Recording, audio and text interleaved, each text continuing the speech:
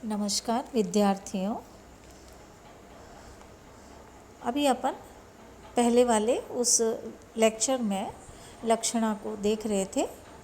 उस लक्षणा में प्रयोजन की प्रतीति व्यंजना द्वारा ध्वनिवादी आचार्य मानते हैं, परंतु मुकुल भट्ट उस व्यंजना को स्वीकार नहीं करते। इसका अर्थ ये हुआ कि वे उस प्रयोजन की प्रतीति भी लक्षणा वृत्ति से ही मानते हैं। यदि लक्षणा शक्ति से ही प्रयोजन की प्रतीति मानी जाए तो उसके दो रूप हो सकते हैं। एक तो ये कि उस प्रयोजन को लक्ष्यार्थ माना जाए, और दूसरा पक्ष यह हो सकता है कि यदि प्रयोजन लक्ष्यार्थ से भिन्न है तो प्रयोजन विशिष्ट तट आदि की उपस्थिति लक्षणा से मानी जाए।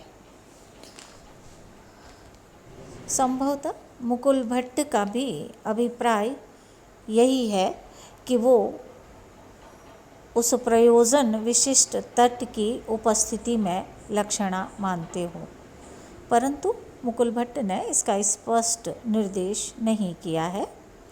इसीलिए काव्य प्रकाशकार आचार्य मम्मट ने इस विषय में संभावित दोनों मतों की आलोचना करना आवश्यक समझा।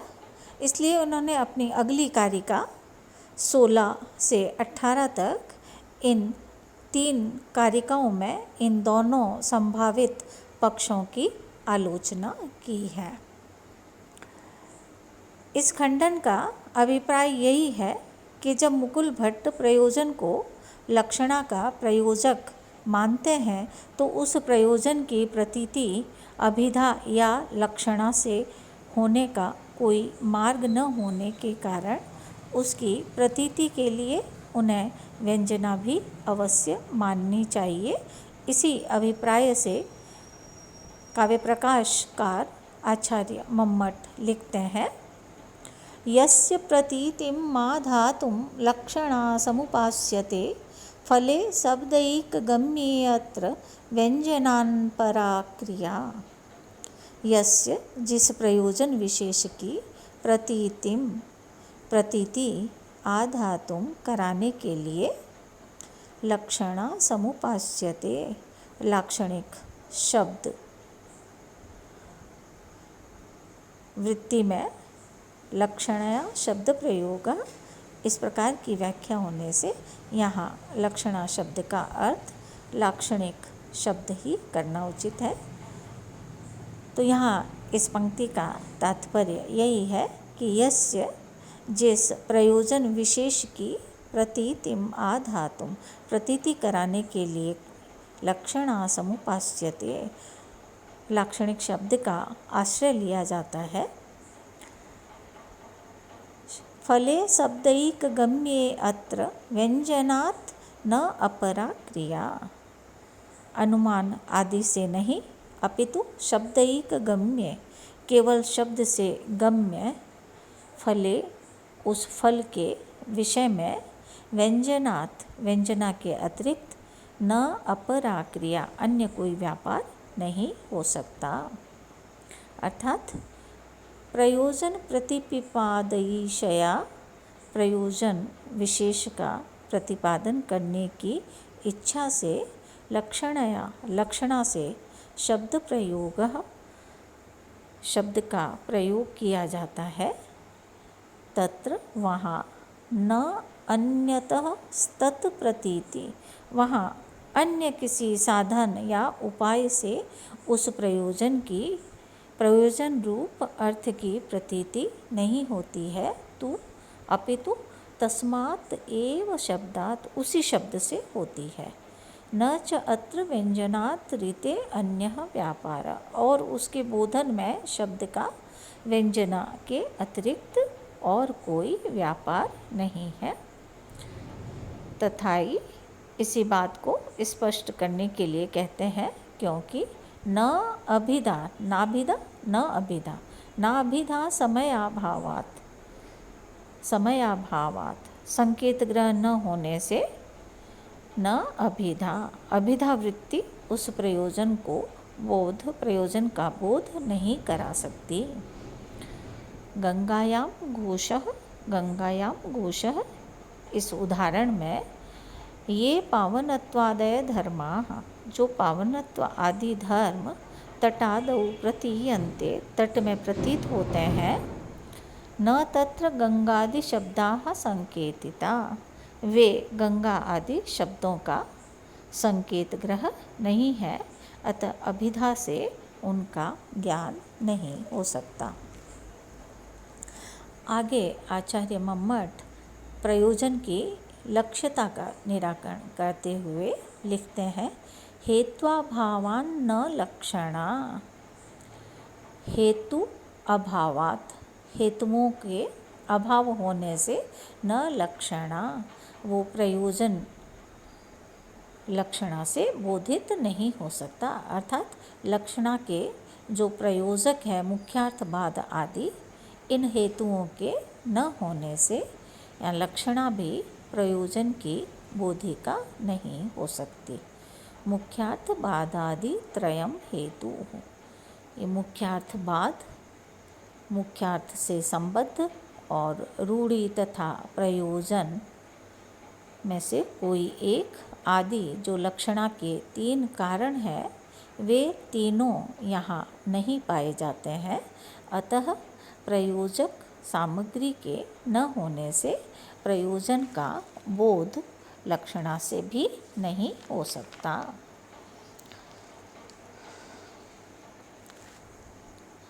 लक्ष्यम न मुख्यम नाप्यत्र बाधो योगः फलेन नो न प्रयोजनम एतस्मिन् न च शब्दः स्खलत गतिः। इस तट रूप लक्ष्यार्थ मुख्य अर्थ नहीं है। लक्ष्यम न मुख्यम, ये जो तट रूप लक्ष्यार्थ है, न मुख्यम ये मुख्यार्थ नहीं है। नापि अत्र बाधः, नहीं उसका यहाँ पर बाध होता है। योगः फलेन न, और न ही उसका शैत्व पावनत्व आदि फल के साथ संबंध है। न प्रयोजनम एतस्मिन्, और न ही इस प्रयोजन को लक्ष्यार्थ मानने में कोई प्रयोजन है। न च शब्दः स्खलत गति, और न ही प्रयोजन के विषय में ये लाक्षणिक शब्द स्खलत गति अर्थात मुख्यार्थ बाधादि के बिना प्रयोजन के प्रतिपादन में असमर्थ या मुख्यार्थ बाध आदि के बाद ही प्रयोजन के प्रतिपादन में समर्थ है। यहाँ आचार्य मम्मट ने लक्षणा के हेतुओं के, इस कारिका में लक्षणा के हेतुओं के अभाव के बताते हुए लिखा है। सबसे पहले इन्होंने कहा है कि प्रयोजन के बोधन में मुख्यार्थ बाद आदि लक्षणा के प्रयोजक हेतुओं में से कोई भी हेतु नहीं है, इसलिए लक्षणा से उसका बोध नहीं हो सकता। गंगा पद से तटरूप अर्थ की प्रतीति होने के बाद जो शैत्य पावनत्व आदि धर्मों की प्रतीति होती है, उसको यदि लक्ष्यार्थ माना जाए तो इससे पूर्व उपस्थित होने वाला तटरूप अर्थ मुख्यार्थ होना चाहिए, परंतु वह लक्ष्यार्थ है, मुख्यार्थ नहीं हो सकता है। फिर यदि उसको कथनचित मुख्यार्थ ही मान लिया जाए तो लक्षणा होने के पूर्व उसका बाध होना आवश्यक है। यहाँ यह बाध भी नहीं होता है क्योंकि तट पर घोष रहता ही है, इसलिए भी लक्षणा नहीं हो सकती। यह लक्ष्यम न मुख्यम न अप्यत्र बाधः कारिका का तात्पर्य है। लक्षणा का दूसरा कारण लक्ष्यार्थ का मुख्यार्थ के साथ संबंध है। यदि शैत्य पावनत्व आदि धर्मों को लक्ष्यार्थ माना जाए तो तट को मुख्यार्थ मानना होगा। उस दशा में मुख्यार्थ रूप तट के साथ लक्षार्थ रूप शैत्व, पावनत्व आदि का संबंध होना चाहिए, परंतु शैत्य, पावनत्व आदि का संबंध तो जल प्रवाह के साथ है, तट के साथ नहीं है। इसलिए मुख्यार्थ के साथ साक्षात संबंध रूप दूसरा हेतु भी नहीं है।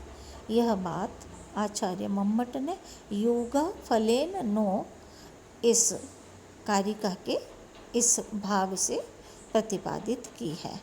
उसका अभिप्राय यह है कि आपके मतानुसार लक्षार्थ रूप में कल्पित किए जाने वाले शैत्य, पावनत्व आदि फल के साथ मुख्यार्थ स्थानीय तट का संबंध भी नहीं है। इसलिए लक्षणा के दूसरे हेतु का भी अभाव होने से लक्षणा नहीं हो सकती। लक्षणा का प्रयोजक तीसरा कारण रूढ़ि और प्रयोजन में से किसी एक की उपस्थिति है। इन दोनों में से कोई भी यहाँ नहीं बन सकता है। शैत्य, पावनत्वादि प्रयोजन को यदि लक्ष्यार्थ माने तो फिर उसमें किसी अन्य को प्रयोजन मानना होगा, परंतु इस फल में और कोई प्रयोजन नहीं माना जा सकता है, और यदि मानने का आग्रह ही करेंगे तो उस प्रयोजन का भी प्रयोजन और फिर उसका भी प्रयोजन खोजना होगा। इस प्रकार अनवस्था होगी। अतः प्रयोजन का प्रयोजन मानना उचित नहीं है, और रूढ़ि से शैत्व, पावनत्व आदि का बोध तो हो ही नहीं सकता। इसलिए रूढ़ि और प्रयोजन में से किसी एक की उपस्थिति रूप तीसरे कारण का भी अभाव होने से यहाँ लक्षणा नहीं हो सकती। यही बात आचार्य मम्मट ने अपनी कारिका में न प्रयोजनम एतस्मिन् इस भाग में कही है। अब यहाँ पर शब्द स्खलद गति कारिका में इसको इन्होंने कहा है।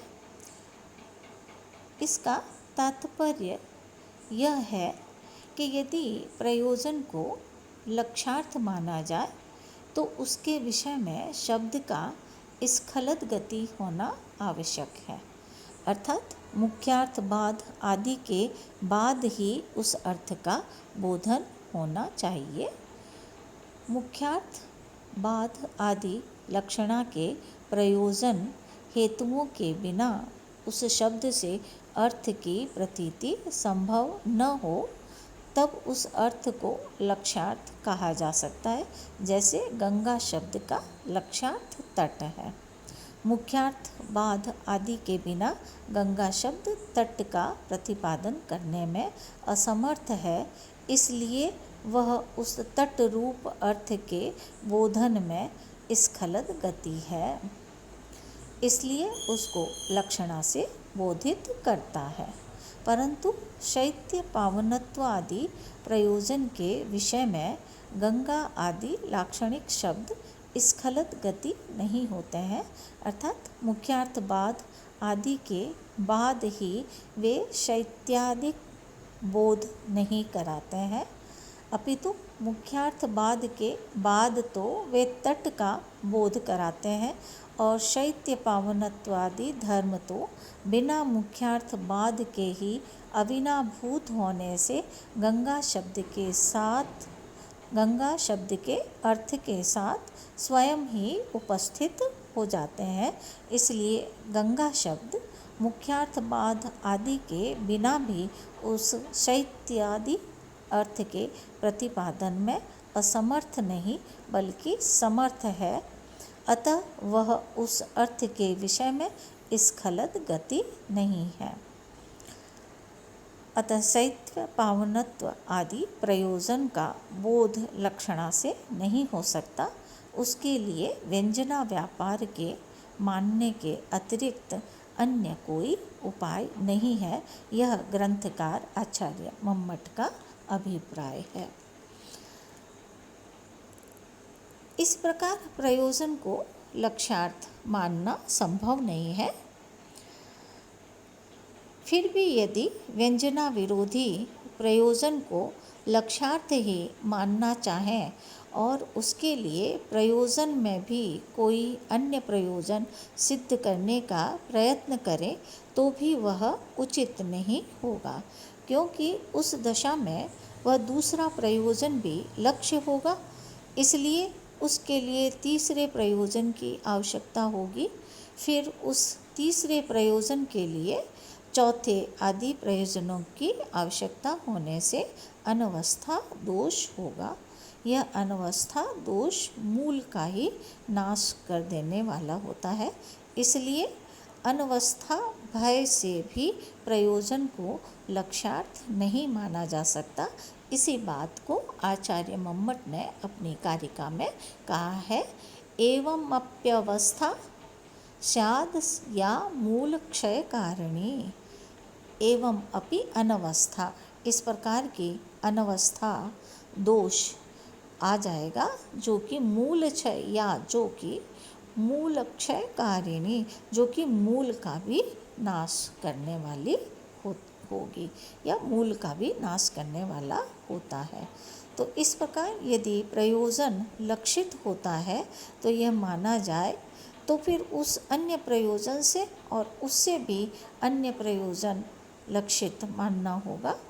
इस प्रकार प्रस्तुत अर्थ प्रतीति में भी बाधा डालने वाली ये अनवस्था हो जाएगी। धन्यवाद। आज अपना व्याख्यान यहीं समाप्त होता है।